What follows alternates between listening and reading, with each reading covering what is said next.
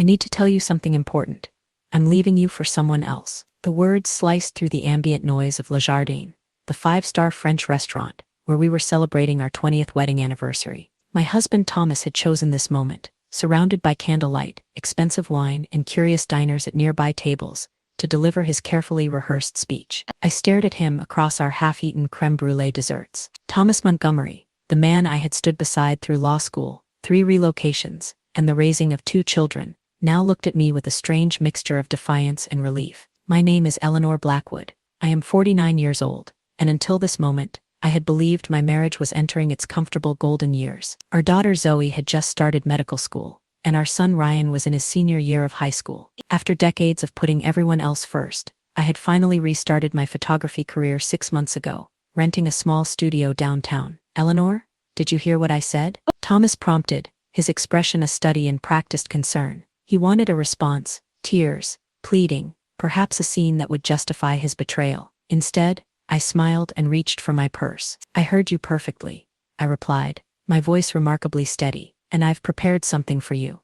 I withdrew a thick manila envelope and placed it gently beside his wine glass. The waiter approached, misreading the moment as an appropriate time to offer coffee, then quickly retreated when he sensed the tension. What's this? Thomas asked, eyeing the envelope with sudden wariness. Just some paperwork I think you'll find interesting, I answered, taking a deliberate sip of my Cabernet. But perhaps now isn't the time to review it. This is a celebration after all. Thomas's confidence wavered. This wasn't the script he had planned. His hand trembled slightly as he reached for his water glass. Eleanor, I didn't want things to end this way. You have to understand that you and Melissa have been planning this for months. I finished for him. Yes, I'm quite aware. His eyes widened at the mention of her name. Melissa Parker, his executive assistant, 15 years his junior, with whom he'd been having an affair for the past 11 months. How did you know? I smiled again, feeling a strange sense of calm wash over me. Thomas, we've been married for 20 years. Did you really think I wouldn't notice? The restaurant continued its elegant symphony around us.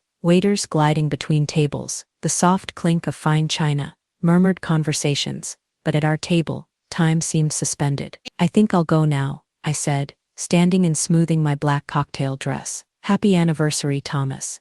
I walked out of Le Jardin with measured steps, feeling lighter with each one. The warm Washington, D.C. evening embraced me as I emerged onto the street. Behind me, I heard the restaurant door open. Eleanor, wait, Thomas called, clutching the unopened envelope. What exactly is in here? I turned to face him, the city lights illuminating his confused expression. The beginning of your new life, I replied, just as you wanted. When Thomas had proposed to me 20 years ago, I was a promising photojournalist with exhibitions in 3 galleries and a contract with National Geographic on the horizon. He was a first-year associate at Harrington and Walsh, working 80-hour weeks and dreaming of making partner. We were young, ambitious, and madly in love. We'll build an extraordinary life together, he had promised, slipping a modest diamond ring on my finger.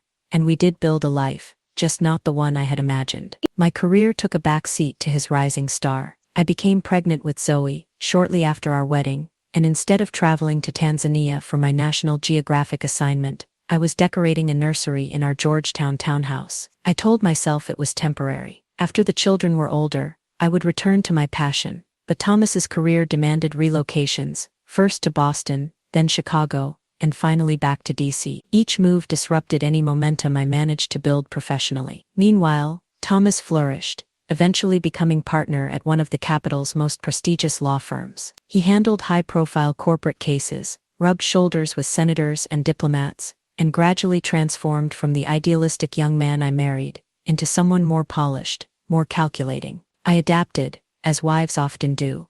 I managed our household with precision, raised our children to be thoughtful and independent, volunteered for causes I believed in, and supported Thomas at countless firm dinners and political fundraisers. I became the perfect partner for a man of his stature, elegant, discreet, accomplished in the domestic sphere. 6 months ago, when both children were finally independent enough, I rented a small photography studio in an arts district downtown. Thomas had seemed supportive, if somewhat distracted by his latest big case. What I didn't know then was that the case had introduced him to Melissa Parker, the finance executive, who would become his mistress. The first sign came in the form of late nights that grew more frequent, then mysterious weekend golf trips, with clients who, when mentioned at firm events, had no recollection of such outings. Small inconsistencies in his stories, a new cologne, passwords changed on his devices. I might have confronted him immediately, demanded the truth, but something held me back. Perhaps it was instinct, or perhaps it was the financial manager in me, who had always quietly managed our investments, while Thomas focused on billable hours. Instead,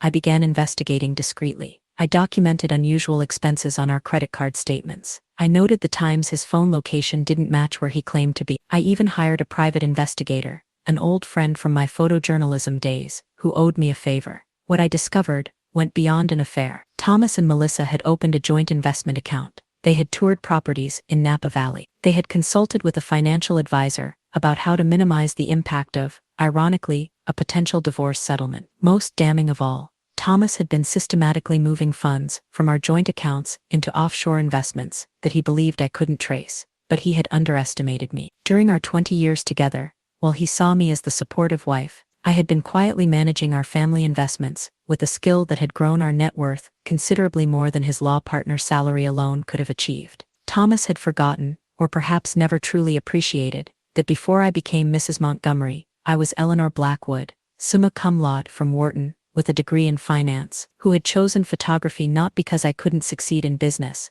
but because I craved a different kind of fulfillment. The envelope I had given Thomas contained evidence of everything: the affair, the financial deception, and most importantly, the prenuptial agreement we had signed 2 decades ago. The agreement his father had insisted upon to protect the Montgomery family wealth, which included a fidelity clause that Thomas had clearly violated. I drove from the restaurant to our Chevy Chase home, a 6-bedroom colonial we had purchased when we returned to D.C. 5 years ago. The house Thomas had recently suggested we might downsize from, not knowing I had seen the Napa Valley property listings on his laptop. I parked in our circular driveway and entered the silent house. Our housekeeper Maria had left hours ago. After preparing and leaving the anniversary dinner, Thomas had insisted we skip in favor of the restaurant, a dinner that now sat untouched in our sub-zero refrigerator. I climbed the stairs to our bedroom and opened Thomas's closet. As expected, several of his favorite suits were missing. His go bag, the small suitcase he kept packed for sudden business trips, was also gone. He had been preparing for this moment for weeks. My phone vibrated with messages from concerned friends who had seen us at the restaurant, from our daughter Zoe, checking in about our anniversary, and surprisingly, from Thomas's mother Margaret. I responded only to Zoe. "Everything is fine. Your father and I are discussing some changes. Focus on your exams. Love you." I had protected both children from what was happening, not wanting to burden them with adult problems. Zoe was in the middle of her first-year medical school exams, and Ryan was focused on college application. They would learn the truth soon enough, but not tonight. 3 hours later, I heard Thomas's key in the lock. His footsteps were heavy as he moved through the foyer. "Eleanor," he called out, his voice echoing through the house. I was sitting in his study, reviewing documents on my laptop. The irony wasn't lost on me. This room had always been his sanctuary, his domain where important decisions were made. Now it was the setting for the most important decision of all. "In here," I responded calmly. Thomas appeared in the doorway, his tie loosened, his expression a mix of anger and bewilderment. He held the now opened envelope. "What is all this?" he demanded, waving the papers. "You've been spying on me?" "I prefer to call it due diligence," I replied, closing my laptop. "Something you taught me the importance of, remember? These financial records. This is an invasion of privacy." "Privacy," I repeated, allowing a hint of steel to enter my voice. "Like the privacy of our marriage that you shared with Melissa, or the privacy of our joint accounts that you've been secretly draining?" Thomas's face flushed. "That's different." "I was planning your exit," I finished. "I know. I've known for months." He sank into the leather chair opposite me, the one usually reserved for clients he invited home for sensitive discussions. "How did you find the offshore accounts?" he asked, after a long silence. "You used your mother's maiden name as the beneficiary code. The same code you use for all your secret passwords." A flash of admiration crossed his face before it hardened again. "The prenup expired years ago. Any lawyer will tell you that." I allowed myself a small smile. Section 7. Paragraph 3 specifically states that the fidelity clause remains in effect for the entire duration of the marriage. Your father was quite insistent on that point. Something about protecting the Montgomery reputation. Thomas paled slightly. His father, the intimidating Judge Montgomery, had drafted much of the prenuptial agreement himself. The same agreement that now entitled me to 70% of our marital assets in the event of infidelity. You can't prove the affair, he said, his lawyer instincts kicking in. Without a word, I opened my laptop and turned it toward him. On the screen were photographs. Thomas and Melissa entering a boutique hotel, leaving a jewelry store, dining intimately at a restaurant far from our usual haunts. My God, he whispered. You hired someone to follow me? As I said, due diligence. This is vindictive. Eleanor, this isn't like you. You're right, I agreed.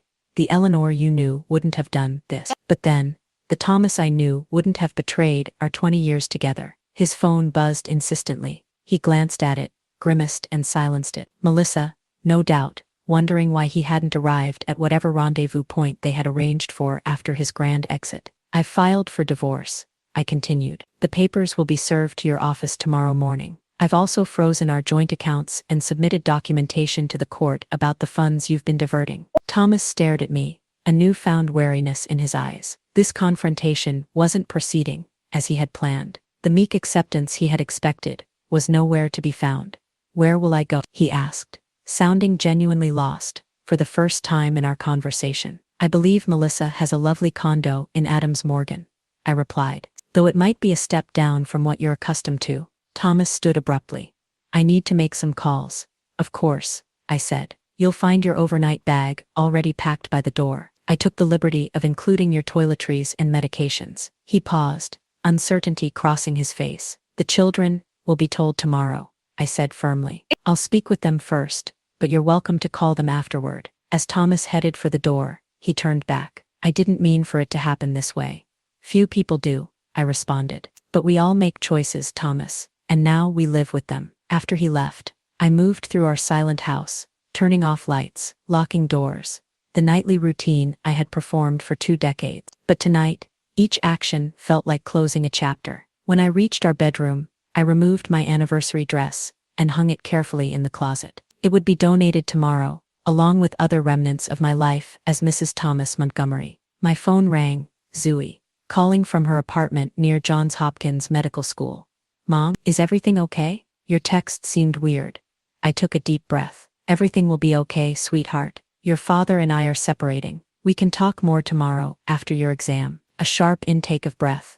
What, Mom? What happened? Life happened, I said gently. But this doesn't change how much we both love you and Ryan. After reassuring her, as best I could, I ended the call and sat on the edge of the bed, our bed, feeling the weight of the day pressing down on me. 20 years of marriage had ended over creme brulee. 2 decades of sharing a life, reduced to legal documents and evidence folders. The tears finally came, not for the marriage I was losing, but for the years I had lost within it. For the exhibitions never held, the assignments never completed, the places never photographed. For the gradual erosion of the woman I had once been. But as I wiped away those tears, I felt something else emerging, a sense of possibility that had been dormant for far too long. The preliminary divorce hearing was scheduled for early September, when the Washington humidity still clung to the city like an unwelcome guest. I arrived at the courthouse with my attorney, Rebecca Chen, a formidable divorce lawyer who specialized in high-net-worth cases. Thomas was already there, accompanied by Graham Porter, the senior partner from his firm's family law division. They sat stiffly on the opposite side of the courtroom, Thomas in his power suit, looking more gaunt than I remembered. The judge, a no-nonsense woman in her 60s, reviewed our file with methodical precision. Montgomery, she addressed Thomas directly.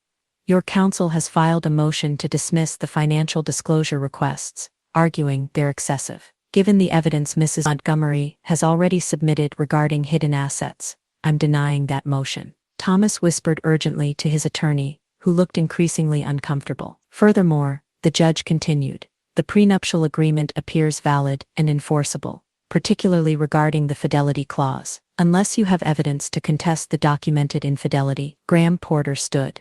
Your Honor, while my client acknowledges certain indiscretions, we believe the financial remedies requested are punitive and disproportionate. The judge peered over her reading glasses. Counselor, the terms were clear in the document your client willingly signed. The temporary orders will remain in place. Mrs. Montgomery retains primary residence in the marital home, and accounts will remain frozen, except for agreed-upon living expenses, until final settlement. As we left the courtroom, Thomas intercepted me in the hallway, his expression a mixture of anger and desperation. Eleanor, be reasonable. This will ruin me professionally and financially. 20 years together must count for something. I regarded him calmly. This man I had once loved beyond reason. It counted for everything to me. Thomas, that's why we're here. Rebecca gently guided me toward the exit, leaving Thomas standing alone in the marble corridor, the consequences of his decisions finally beginning to sink in. News traveled quickly through our social circles. The elegant Mrs. Montgomery, divorcing the prominent attorney Thomas Montgomery, on grounds of infidelity. The details remained private, but speculation ran rampant. Friends, divided into camps, though most rallied around me. Even Margaret Montgomery, Thomas's mother, called me personally. Eleanor. Her aristocratic voice had sounded tired over the phone. I want you to know that whatever has happened between you and Thomas doesn't change how I feel about you. You've been more than a daughter-in-law to me for 20 years. Thank you, Margaret, I had replied, genuinely touched. That means more than you know. He's making a terrible mistake, she added, before hanging up. Just like his father did at exactly the same age. Montgomery men and their midlife crises are apparently genetic. I learned from Ryan that Thomas and Melissa's relationship was already showing strain. The fantasy of their new life together was colliding with reality, financial constraints, social complications, and the practical aspects of building a relationship on the ruins of a marriage. Dad seemed stressed all the time, Ryan reported after a weekend visit, and Melissa kept talking about some house in California that they were supposed to buy, but now they can't. I simply nodded, choosing not to explain that the Napa property had been contingent on Thomas's expectation of receiving half our marital assets that were now largely secured for me, under the prenuptial agreement's infidelity clause. Meanwhile, I was rebuilding. The photography studio I had rented 6 months earlier became my sanctuary. I immersed myself in work, starting with small portrait commissions, and gradually returning to the documentary style that had once been my passion. A former colleague from my National Geographic days reached out after hearing about my divorce. Eleanor, we're putting together a series on urban renewal across America. Your eye for human stories in architectural spaces would be perfect. Are you available? The assignment energized me. For the first time in decades, I was traveling for my work, capturing images that told stories of transformation and resilience, themes that resonated deeply with my own journey. Zoe visited my studio after completing her exams, studying the photographs pinned to my inspiration board. These are incredible, Mom, she said, examining a series I had taken of community gardens emerging from abandoned city lots. You never really showed us your work before. I didn't have much to show for a long time, I admitted, but I'm making up for that now. She turned to me, her expression serious. I'm sorry about you and Dad, but seeing you like this, focused, passionate, it's inspiring. You seem more yourself, somehow. Her observation struck me. Had I been less than myself during my marriage? Had I gradually diminished to fit the role expected of me? The questions lingered as I continued rebuilding my career and my identity. Spaces Transformed opened at a respected gallery in DuPont Circle. The collection featured my photographs of urban renewal projects, alongside portraits of the community members who had driven the transformations. The opening night drew an impressive crowd, fellow photographers, art critics, friends who had supported me through the divorce. To my surprise, Margaret Montgomery arrived, elegant as always in her signature pearls. I wouldn't have missed it, she said, kissing my cheek. Thomas's father and I collected photography. You know, I always thought you had extraordinary talent.